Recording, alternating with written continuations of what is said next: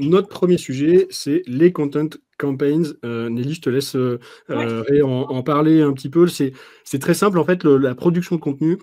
Si on regarde depuis les 15 ans que les boîtes en B2B se sont mis à avoir des blogs, des newsletters, on était pour l'instant pas mal à la découpe. On faisait des sujets, on lançait des sujets tout au long de l'année, puis marketing automation est apparu, les ads sont apparus, les programmes de nurturing sont apparus. Et en fait, ça s'est pas mal musclé autour du contenu et tant et si bien que maintenant, on essaye vraiment de concevoir sa stratégie contenu un peu comme des grosses briques dans l'année et donc des campagnes de contenu avec une production de contenu qui est assez liée à ce mode de fonctionnement. Exactement. Et ça, en tant que content stratégie, c'est vraiment quelque chose sur lequel je travaille au quotidien. Donc, tout va partir d'un format, on va appeler ça un master content, un format clé à la base de toute la campagne. Donc là, on va travailler vraiment avec différents angles pour sortir vraiment le cœur de votre expertise et le libeller sous la forme d'un lead magnet. Donc, ça peut être un baromètre, ça peut être une grosse étude, ça peut être un bel e-book. On va vraiment soigner le fond et la forme. Ça peut être aussi un référentiel. Je vais vous montrer plus tard un exemple de ce type. Et l'idée, c'est qu'on puisse subdiviser ce contenu très, très riche en autant de petites formes déclinables de manière à venir diffuser sous le bon format ces plus petites unités dans les bons canaux. Donc, on va avoir issu de ce master contenu d'autres items. Ça peut être un e-book qui devient un webinar, ça peut être un webinar qui devient une super infographie, etc. Et on peut aller aussi, évidemment, décliner des articles à vocation SEO pour bien vous référencer, toujours basés sur cette même matière. Et évidemment, super important parce qu'on a besoin d'une forte diffusion des teasers social media. Et donc, en effet, on ne pense plus jamais vraiment master contenu sans penser à leur diffusion en aval et en amont aussi parfois, parce qu'il faut aussi susciter le teasing sur la sortie de ces gros morceaux que sont les master contenus. Ouais, il y a vraiment cet aspect un peu événementialisation qui va avoir donc un impact sur les formats auxquels on va penser. Jusque-là, on était un peu, on s'épuise, on fait notre e-book, il est sorti, on laisse un peu déganter, puis 6 mois plus tard, on se dit, il faut qu'on le remette un peu en circulation. Et donc, on va aussi penser tous ces formats-là directement, et on va gagner beaucoup de temps aussi dans la production, dans le brief, dans la récupération d'infos auprès des experts chez vous, parce que finalement, on va avoir un investissement de départ qui va venir vivre vraiment dans un mix, dans un kit de contenu. Et surtout aussi, ce qu'on fait maintenant, ce qui change un peu par rapport à ce qu'on avait une tendance l'année dernière qui était kit de contenu, sur ce côté un peu je recycle, il y avait déjà ça. Maintenant, il y a vraiment cette notion de diffusion, de penser la diffusion aussi dès le départ avec une rythmique pour pas se retrouver finalement un peu à la traîne. Donc, on a toute la production de contenu et puis après, on a tous les endroits où ça va aller vivre. Et là, l'idée, c'est vraiment d'être assez programmatique, assez systématique dans la façon de traiter ces contenus, avec déjà le fait de ne pas oublier les contacts qu'on a déjà, de ne pas être juste focus sur je vais chercher des nouveaux leads, des nouveaux contacts. On a quand même aussi tout ce travail sur la base déjà acquise auparavant. Donc, un workflow de nurturing qui va être mis et qui tournera ensuite toute l'année. Ça, c'est les outils d'automation que vous connaissez bien, je pense.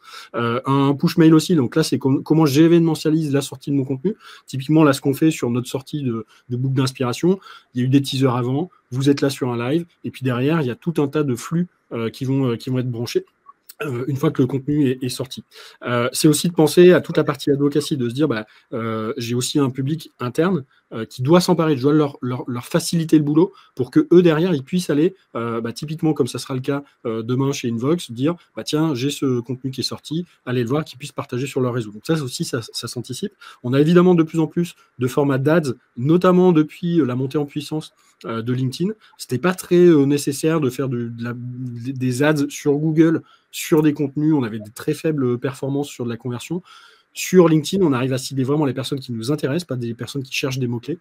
Donc des personnes qui sont vraiment dans notre cible. Et là, on va pouvoir aller afficher le contenu. Donc ça aussi, dès que le contenu est sorti, on peut avoir des vagues de campagnes qui se mettent en place. Et puis bien sûr, il y a aussi, au-delà des collaborateurs qui vont prendre la parole sur les réseaux sociaux, il y a ce côté alignement avec les commerciaux. C'est comment est-ce que eux aussi deviennent un canal de diffusion auprès de leurs prospects, de leurs clients. On peut inclure aussi les équipes CSM, là je parle de commerciaux, mais c'est pareil pour les équipes SAV ou les équipes services derrière. Ils peuvent aussi, en one-one ou de manière plus automatique, aller pousser auprès de leur site. Donc ça, c'est quelque chose qui est vraiment important, qu'on avait à cœur de montrer. Vous trouverez pas mal d'exemples dans le book d'inspi 2025, de contenus comme ça qui ont été vraiment pensés dans des logiques d'occupation du terrain pendant 2, 3, 4, 6 mois pour un sujet pour une entreprise. Nelly, je te laisse peut-être expliquer, on voit à l'écran là chez Betty. Exactement, ça c'est un excellent exemple effectivement qu'on a déployé en début d'année précédente.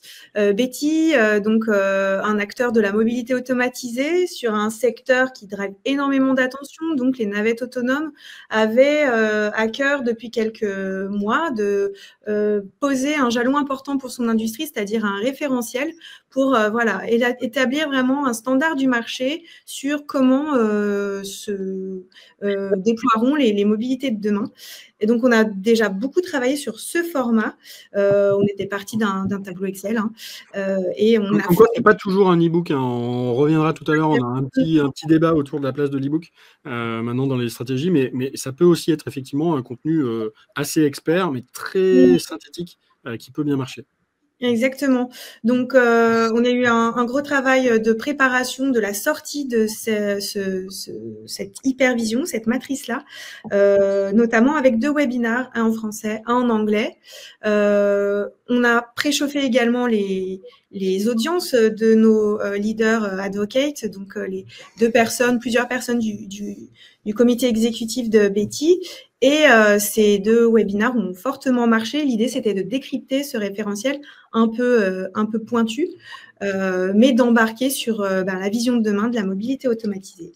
Et ça a très bien fonctionné. Ça a très bien fonctionné. Ça a été accompagné par Triana et son équipe avec un vrai coaching social media. Et on a eu un très beau retour de Betty qui nous a dit que voilà, il avait passé sur cette vidéo notamment le cap des 500 000 impressions. Donc c'était un très chouette succès et une assez belle orchestration en effet d'un contenu sur lequel on avait passé pas mal d'énergie, mais qui a vécu dans le temps et qui continue à donner des petits et sur différents canaux.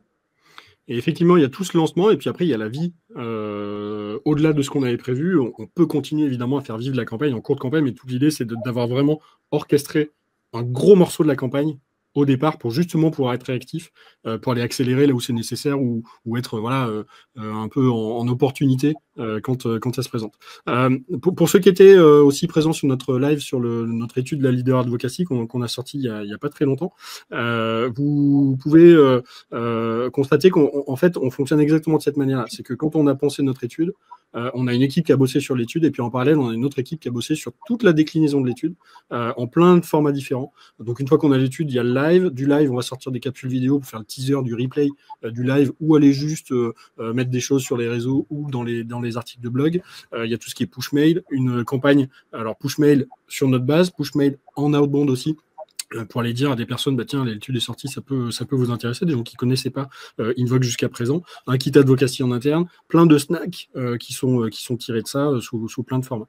Donc ça, c'est vraiment quelque chose qui fonctionne très bien, et on vous incite vraiment à vous poser, à peut-être enlever tout un tas de productions qui sont des petites choses, qui ne sont pas forcément prioritaires, et vous dire, dans mon calendrier, c'est quoi les 2-3 sujets qu'il ne faut pas que je loupe dans l'année, et de vous organiser pour pouvoir vraiment créer des événements autour, créer finalement un momentum sur cette partie-là.